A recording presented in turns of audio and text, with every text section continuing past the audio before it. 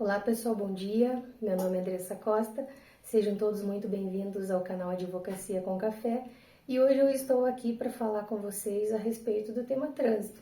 Conforme no vídeo anterior eu havia explicado para vocês o meu ingresso no trânsito, como é que se deu, que foi através do concurso público. Só retificando ali, pessoal, que alguns amigos comentaram comigo: Andressa, você iniciou sua trajetória na Ciretran de Paranaguá. E é verdade, eu iniciei a minha trajetória em Paranaguá, passei no concurso público, iniciei os meus trabalhos, os meus conhecimentos ali na Ciretran, na terceira Ciretran em Paranaguá. Conheci muita gente importante para mim, chegaram a agregar muitos valores, e depois, em 2012, eu vim para Araucária e eu acabei falando no vídeo anterior que eu ingressei em Araucária. Me perdoem, a correção ali seria o ingresso na cidade de Paranaguá, uma vez que foi lá que eu cresci, fui criada, e depois, no terceirão, eu fui para Curitiba, fiz a faculdade, de Direito, como havia comentado com vocês. Voltei a Paranaguá no término da faculdade e logo após me mudei para a cidade de Araucária, onde vim a ingressar na Ciretran de Araucária, juntamente com muitos colegas, muitos amigos que eu fiz ali, tá bom? Então essa é a correção ali que eu fiquei de fazer, tá bom? Então, só falando sobre relacionamento interpessoal no trânsito hoje, pessoal, é claro que muitas pessoas me questionaram a respeito de pontuação. Eu vejo que a maior parte das dúvidas que aparecem no escritório, no quesito trânsito, se trata da pontuação. Mudou, alterou? Eu vou falar a respeito disso também no decorrer das gravações. É claro, é importante falar sobre o procedimento administrativo de suspensão de CNH. O que fazer, dá para fazer, há o que fazer. Claro, a gente vai tratar um pouquinho de cada assunto com vocês aqui, tá bom? Porém, hoje, iniciando a gravação dessa sequência de vídeos sobre trânsito, eu trouxe para vocês aqui um tema bem relevante, que trata sobre relacionamento interpessoal no trânsito. Então, o objetivo principal dessa exposição é demonstrar a importância dos relacionamentos, refletirmos sobre os papéis que nós assumimos no trânsito. Tudo isso tende a evitar acidentes com a comunicação, com o respeito mútuo. A gente sabe que cada pessoa, cada cidadão possui a sua particularidade, suas peculiaridades.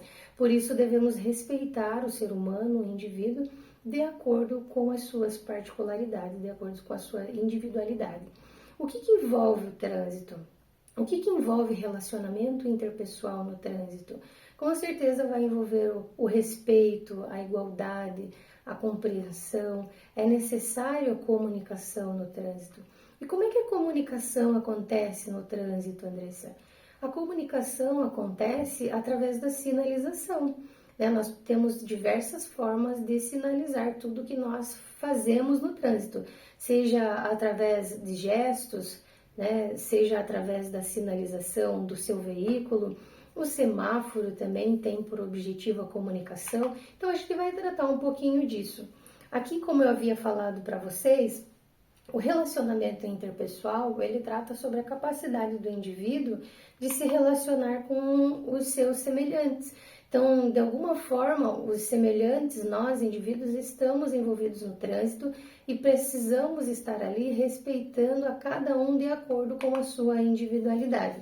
Então, nós precisamos ter essa habilidade para conviver uns com os outros.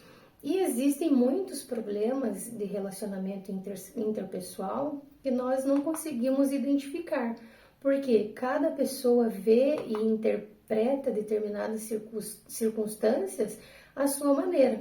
Um indivíduo é mais calmo, o outro é mais agressivo, o outro é mais acelerado em decorrência de determinado fato, mas tudo isso precisa ser levado em consideração.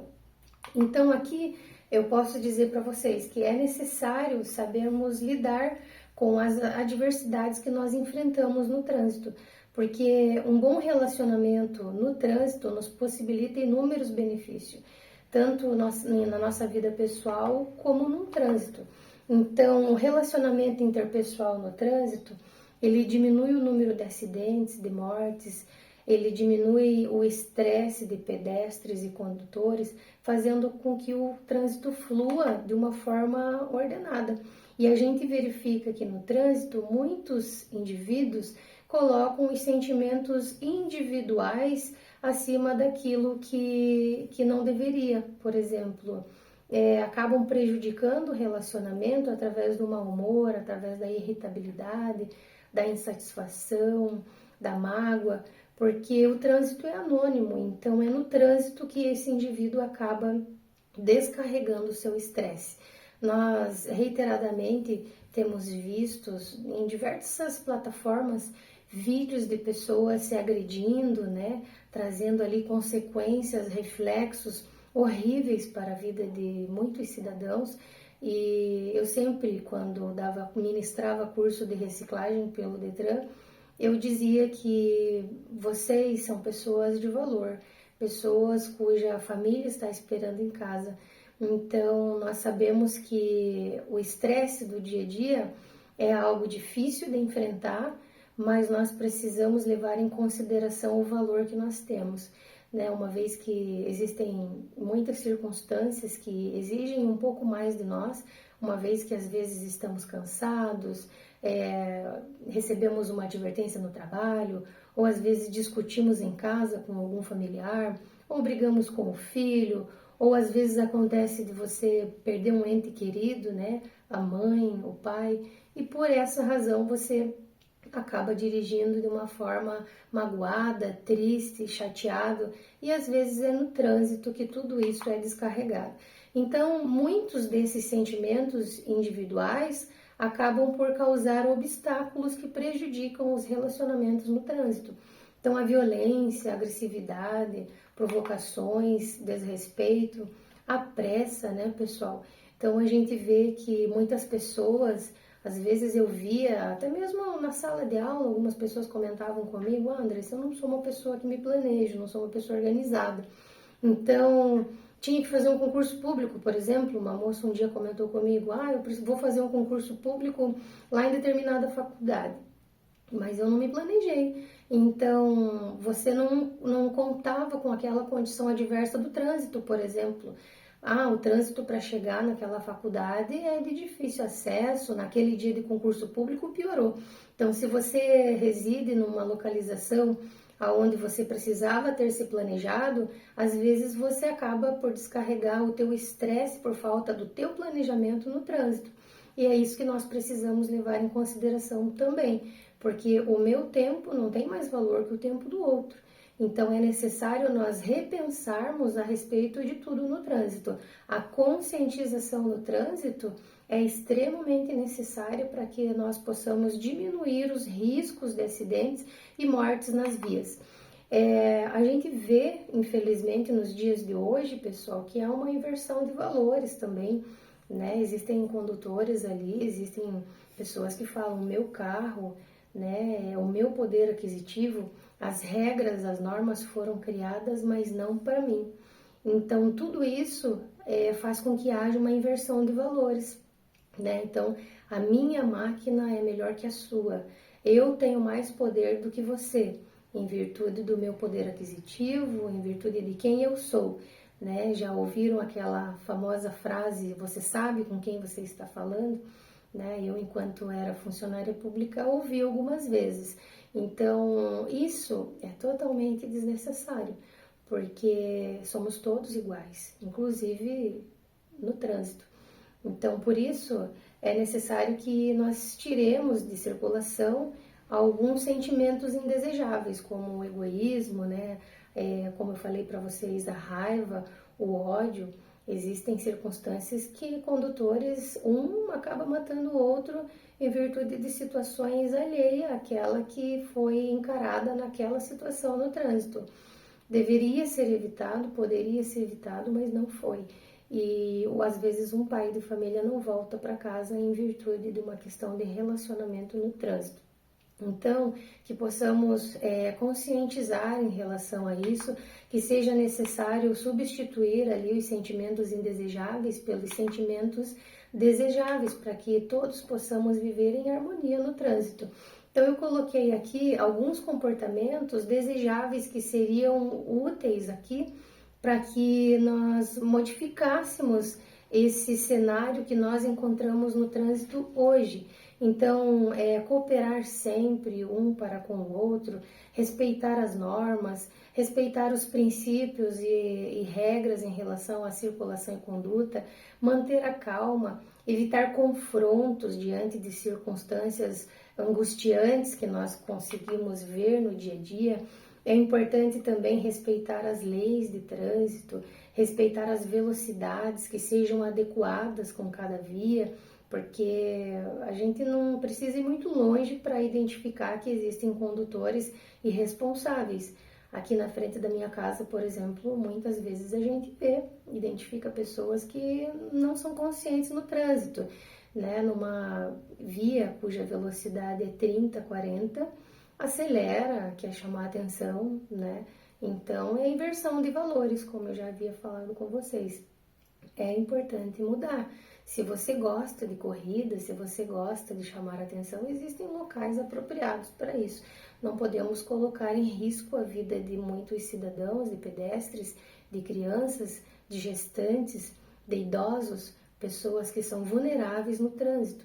Então, por isso é importante a gente respeitar as normas, as regras, as leis de trânsito, bem como se conscientizar para que o cenário de hoje venha ter uma alteração. Sobre centro de formação de condutores, nós iremos falar também nos vídeos próximos que seguiremos. É importante, pessoal. Muitas pessoas me questionavam, Andressa, mas eu quero um centro de formação que dê a CNH para o meu filho em 3 meses.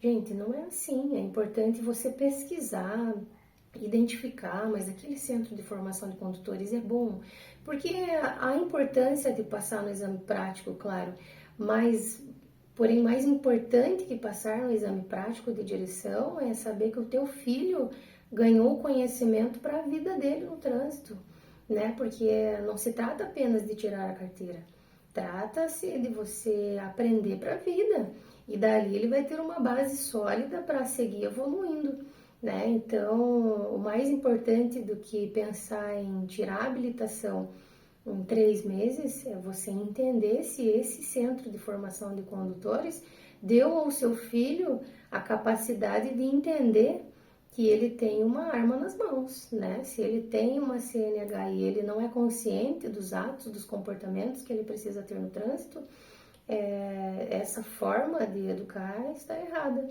né? Na verdade, é preciso avaliar e avaliar bem, avaliar conscientemente também, tá? Então, por isso, sempre coloque os sentimentos desejáveis ali no trânsito. Calma, tolerância, o perdão, respeito, responsabilidade, participação no trânsito. Cada um precisa fazer a sua parte. Identificou que existem pedestres diante da faixa querendo atravessar, identifique se é possível você parar para que esse pedestre passe também, né? Agora nós estamos diante de algumas situações que você para e o outro condutor não para porque é um apressadinho e não consegue dar ali um tempinho para que esse pedestre realize a travessia, mas é cada um fazendo a sua parte que conseguimos mudar a questão de conscientização no trânsito. Em relação a relacionamentos, eu acredito que é isso, pessoal.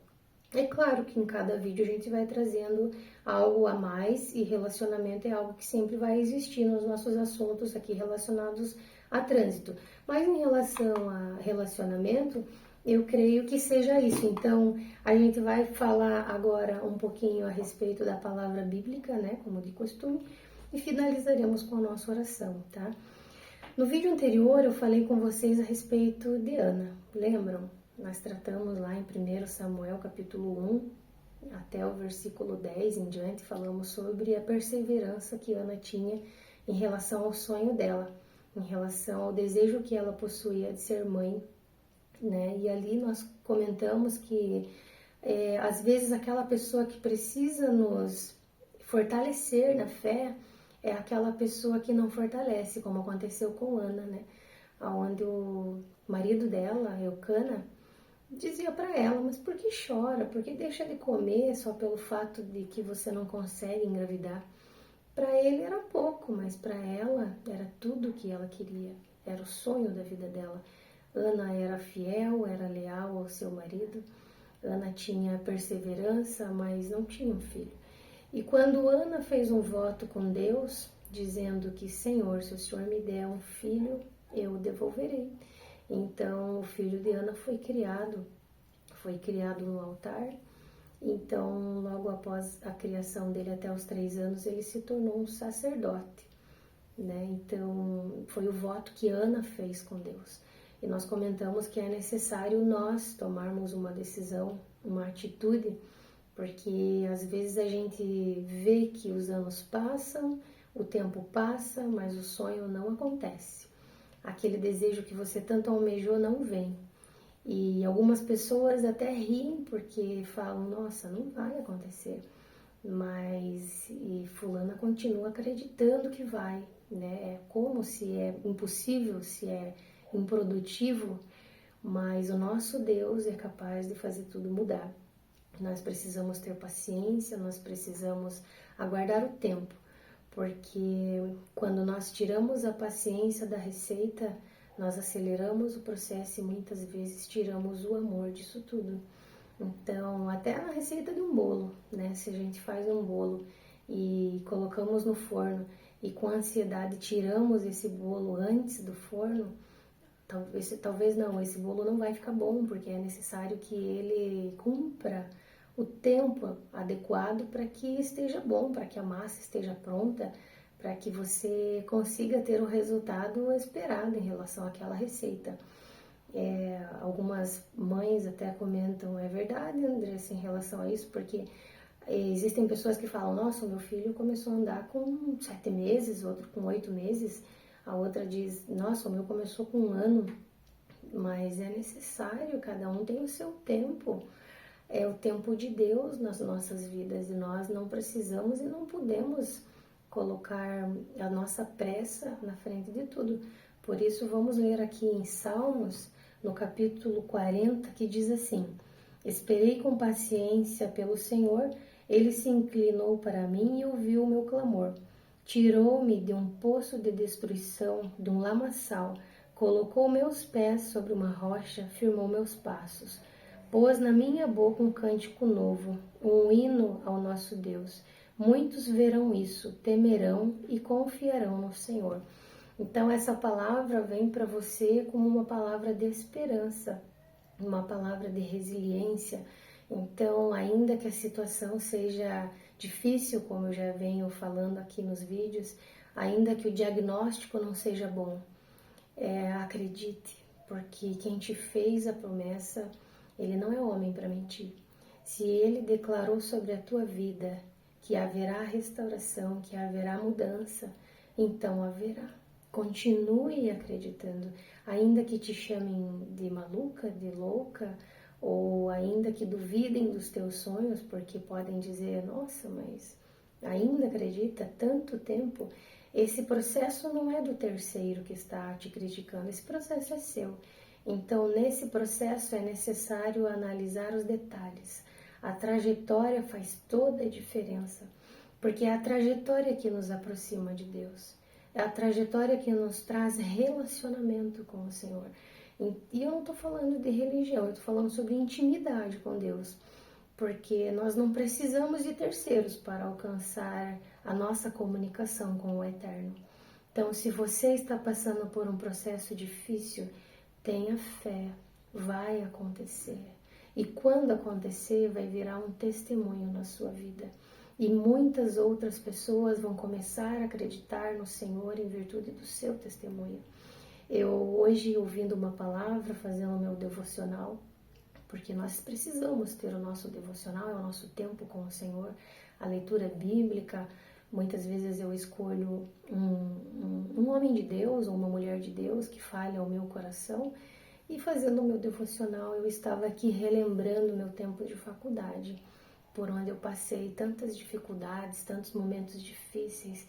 Quantas vezes eu cheguei a dizer, não é para mim, mas era para mim. E chegou um dia na minha vida que eu nem entendo por que eu tô falando isso, mas pode estar acontecendo com você.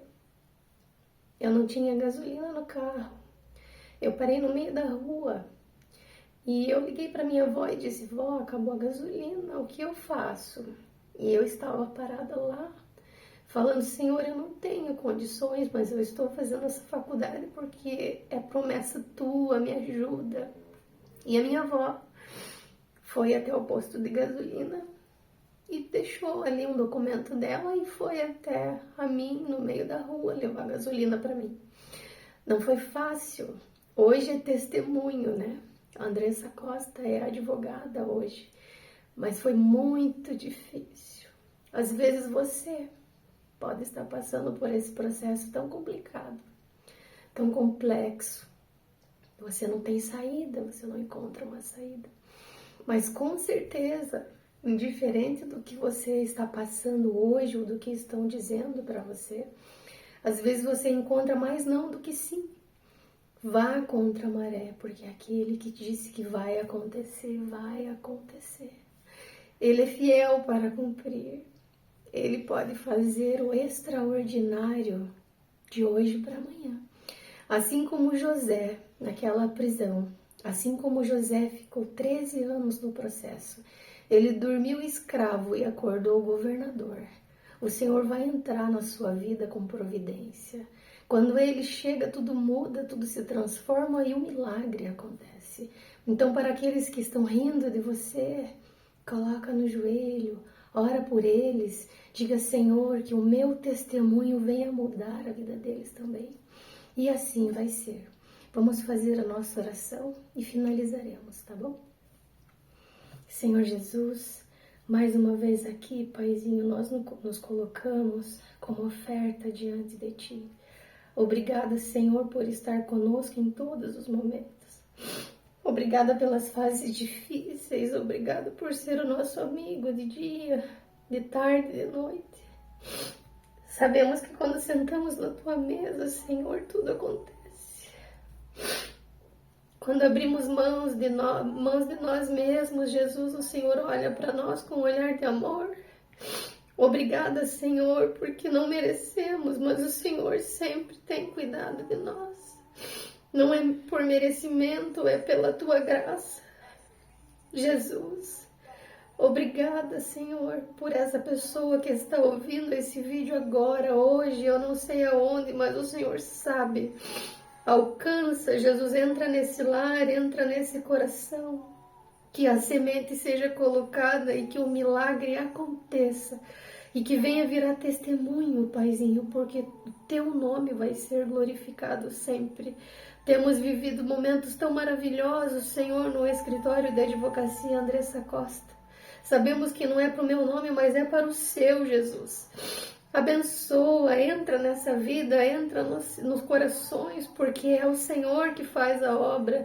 Sabemos que muitas palavras vêm em nossa direção, Senhor, palavras ruins, palavras difíceis, mas nós acreditamos na Tua palavra de amor sobre nós.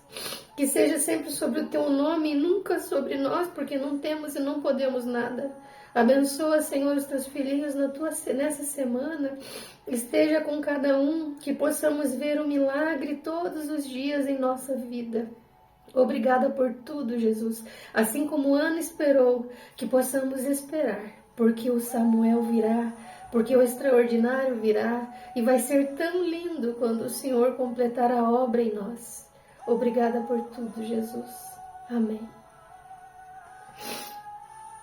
Obrigada, muito obrigada pela sua atenção. Hoje senti algo diferente, sempre sentimos a presença do Senhor, mas me senti à vontade para compartilhar com vocês um testemunho meu, entre vários, como eu comentei com vocês, quando atingirmos ali a marca de 100 seguidores, eu vou falar sobre o meu testemunho. Existem vários testemunhos na minha vida e eu vou compartilhar um que é muito importante, que trata sobre a minha vida. Era para ser morte, mas foi vida. Então, já estamos com 51 inscritos no canal. E eu peço para você, se você ouviu essa palavra, se você gostou, se inscreve no canal, por favor. Me ajuda, comenta, compartilha, manda essa mensagem para aquela Ana que você conhece. Ela está passando por esse momento difícil, aquele amigo, aquele companheiro que está passando por uma fase difícil. Se inscreve no canal, compartilha, me ajuda, deixa o seu amém nos comentários. Muito obrigada desde já e até segunda.